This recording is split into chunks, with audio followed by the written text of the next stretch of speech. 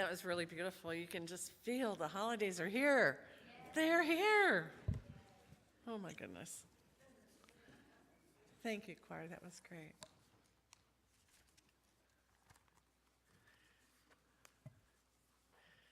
I don't know if you saw the newspaper this morning. Maybe you don't get it, but every Sunday, Paul reads Sharon Randall's column. And she is a sweet writer, just sweet, sweet, sweet. So I usually read the hard news, but he's always reading the sweet news and then telling me, you should pay attention to this. So I thought I would share the bullet points here with you from Sharon Randall. She says, saying thank you, that's the first commandment I drilled into my children. They complied as best they could. I said, you need to say thank you. You need to say it like you mean it. Because gratitude changes everything. The one who is thanked feels appreciated, and the one who is thankful is healed, transformed from a state of need to a state of grace. Very true. And everything around them, the people they love, the air they breathe, the time they share, will be blessed.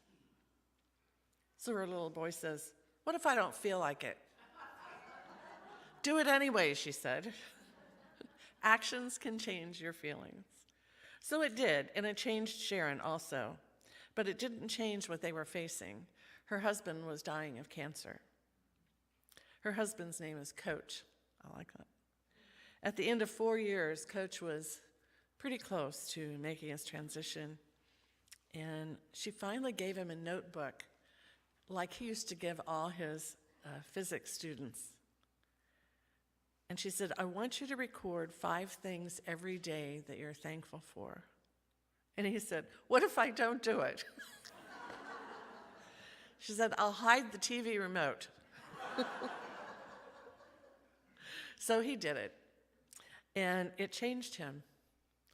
It didn't change his illness, but it allowed him to let go of things that were beyond his control and focus instead on being fully alive with the minutes he had left. Gratitude healed his spirit even as his body was dying. That's a beautiful, beautiful article. So attitude, the grateful heart. In Dr. Holmes' book, Meaning of the Bible, he quotes Moses as saying, this day I have set before you life and death, blessings and cursings. Therefore, choose life that you may live. Well, in that quote, Moses represents the law, that law that's impersonal, the law that automatically fulfills our choices. It's the words coming out of our mouth that make the difference, and they're either a blessing or a curse. So every day we should think about how we use our words. Gratitude's an important word. It's more than just an emotion, it's causative. What that means is gratitude that we feel deeply causes other things to be grateful for. It's a causative force. It's like a magnet. It draws that to us. And it changes our feelings. So it's a causative force, an emotion that ends up changing our feelings. That's why it's valuable every day to begin with gratitude. So this week is Thanksgiving, and our family, like many of you, not all of you, because many are vegetarian, but are going to enjoy turkey and dressing and all the fixins. And I just love dark meat turkey. I just love it. And Paul makes the best sweet potatoes in the world, believe me. And of course, pumpkin pie. And I had forgotten about Thanksgiving from a turkey's point of view. Actually, it was the title of one of Dr. James' talks years ago, and I loved it. And that's why I put it in that book, Jump into Life with James Golden. It's 12 of his talks. And I was reading it the other day, and I thought, oh, you need to hear this, Thanksgiving from a turkey's point of view. I found 20 copies hidden in one of my drawers, and so they're in the bookstore if you're interested. Might be a nice Christmas gift to somebody who appreciated Dr. James' talks. So are you curious about Thanksgiving from a turkey's point of view? Well, it's terrible. It's awful. The turkeys try to run and hide. All their relatives are killed. All their friends are gone. And we enjoy a delicious dinner because the turkey gave up its life. So does the turkey think, okay, it's a nice dinner for you, but what about me? No, no, no, no, no. Because when we're looking from a turkey's point of view, when we look at life from a turkey's point of view, it's when we gain something, do we lose something? When we lose something, does somebody else gain something? That's what life's not about. That's a turkey's point of view. There's an illusion perceiving that the turkey loses its life on the butcher's block. We know that's not true because when a turkey enters our body, it becomes you. It becomes you. Now, we have a higher consciousness than a turkey. What we eat transforms us. You know, nature's just lined up to be consumed, not only turkeys, but cows and pigs and carrots and rice and potatoes. All these things are there for us. And they all move through us and become part of us. So Dr. James said, that's why all turkeys are Buddhists. Because they believe in Dharma. It's all perfect. It's all unfolding perfectly. He said, Buddhists have a good understanding of these things. Everything happens for a purpose. Is it a turkey's dharma to have a higher consciousness because it's moved through us? Now, Dr. James could go on for hours about that. I won't bother you with that. All we're going to do is say God's the source of everything. God's the source of turkeys, of flowers, of chairs, of this building, of everything. So everything has a meaning and a purpose. And the reality is all of us, all things are being consumed in one way. We're being consumed by life, and then we move into another experience of life in a different dimension. So sometimes we get confused about what our purpose is here in this life. Because our purpose doesn't change. Our feelings change. Our perception changes. So what is your perception of life right now? Is it happy or sad? Maybe family will come or won't come. That could be happy or sad. If we resist life, if we resist Thanksgiving, it can create a lot of suffering. But if we're pleased and excited about Thanksgiving, it can create a lot of joy.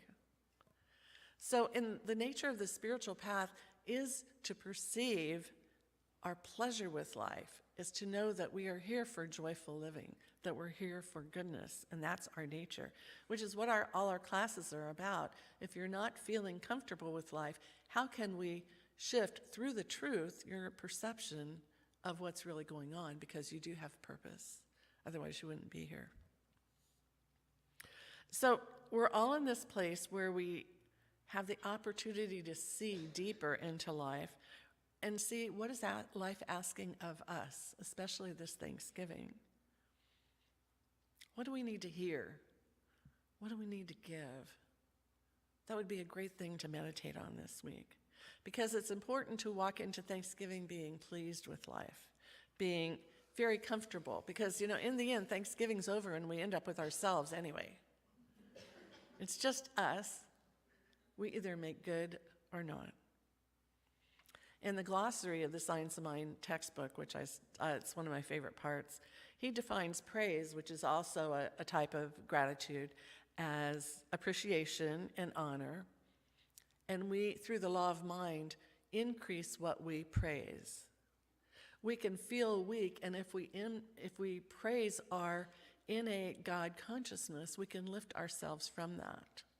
We can lift ourselves from not seeing the good by praising all that is. You know, all creation responds to praise. They've proven that with plants. Praise a plant and it will grow better. Well, for Paul and I, we love to praise our cats. And they love being praised. Every day when I get home, the garage door's closing and they can hear it. And Paul says they start running around the house. They know that I'm going to spend some time with them, I'm going to love them up, and they're going to make me so happy because they're so wonderful. Yet, our cats are very different. The first one is Gracie, Amazing Grace, because she's so sweet. She wants to lay on my lap, she wants to be with me all the time, she sleeps by my pillow. She's emotional, though. and very overweight. Because if I spend too much time with our other cat, she gets very upset, gets up and walks away. She's really funny that way. Now, our other cat, we didn't know what to name it, and we brought it home and watched it for a little bit. And she enthusiastically found the wires behind our computer desks, and she proceeded to unhook several of them. And we went, Mamma Mia! And so that's her name, Mamma Mia. So when we take her to the vets to get her nails clipped, they go, which one's Mamma Mia? Because she's curious about everything. She will get any drawer open in any cabinet. This is why we have bungee cords hanging in our house. My friend Kristen's here. She goes, I know that to be true. Oh, she'll get in these drawers and if she goes behind the drawer, she doesn't know how to get out. That's why we hang the bungee cords, because when we're gone for a couple days, what would happen if she couldn't get out? Anyway. Well, Mamma Mia is funny because she likes to be petted, but don't pick her up. It's not her thing. But she's not offended by anything. She's happy, she's curious, and she's sleek and thin. There's a message there. So saying that gratitude is causation, if I go home and I don't play with the cats, eventually they're going to go, oh, she's home. And if you own a cat, you know how that feels when they just go, You feel very, very insignificant. Very insignificant. So I'm not going to let that happen. So every time, that's why Kristen knows the floor of our house looks like a cat's playpen. I mean, there are strings and little everything, they're just everywhere. We could fill a whole box up when she comes and set it aside so we look like a normal house. Anyway, it's great energy. So gratitude as causation means that the energy we feel when we're grateful is like a seed. And if we keep watering it, it expands and it goes out like a magnet and draws to us more reasons to be grateful. Now, I'm not saying that if I'm really grateful for my cats, I'm going to end up with 5 more cats. No, it doesn't work that way. For Sue, it might. She has lots of cats. But that we receive gratitude from other places that we didn't expect. And that's the fun part about it. And I was thinking about that, me being grateful for the cats. Well, where am I getting my gratitude from? From my husband. Because I clean out the kitty litter boxes. So he's very grateful about that. So there's another area where gratitude is causation, and it's the experience of feeling or being aware of our wholeness, our oneness with everyone and everything. When we feel that wholeness, it's very precious. And Michael Beckwith, Agape International, he put it this way: gratitude propels us Godward. Now that's pure Michael Beckwith. He's always coming up with words that never existed before. Godward, it propels us Godward. And he said it's where freedom and destiny meet. It's the divine doorway to our fulfillment of our destiny. I can just hear him saying that. He's an incredible speaker. So he invites us, Dr. Beckwith invites us this holiday season to celebrate our existence as emanation of God in powerful words. It just feels really good walking into Thanksgiving, feeling like each of us is an emanation of God. So there are many reasons to be grateful in your life. And it's good when the first thing in the morning you wake up and think, what am I grateful for? One of our speakers a couple years ago, Mae McCarty, she emailed us and she wants to come back. And every morning I do what she says we should do. I go, Chief Spiritual Officer. Do you remember that? Yeah. Chief Spiritual Officer. Here's my gratitude for the day and what I'm blessing my life with today, and it's very powerful. So as you go through your day, look around and see what's already freely given to you to be grateful for. Oh, by the way, you've just received a gift from a friend of mine. 30 Days of Conscious Gratitude, Dennis Merritt Jones. I served on the International Centers for Spiritual Living Board of Directors with him for a couple years. Fantastic guy. He's retired from Simi Valley, and now he writes books like crazy and talks all over. He's just incredibly creative. He sent me this, and he said, many years ago, I created this simple journal and distributed it to my congregation the Sunday before every Thanksgiving. And I found that by offering the congregation a simple tool as daily gratitude, it deepened their consciousness of abundance. And not only did they see remarkable results, the church did as well. So I copied this off for you, and Laura and I stapled in this morning, but it's a beautiful little booklet that has room for your gratitude every morning for the next 30 days. And you could read a nice message from him in here. One thing he notes is be careful of comparisons. Being grateful for something that you have that nobody else has. You know, that kind of comparison, that's not wholeness. So he mentions, don't do comparisons. I'm grateful I have this and nobody else does. No, that's not wholeness. Oh, you get that. You get that. Well, it does. So I just wanted to point it out.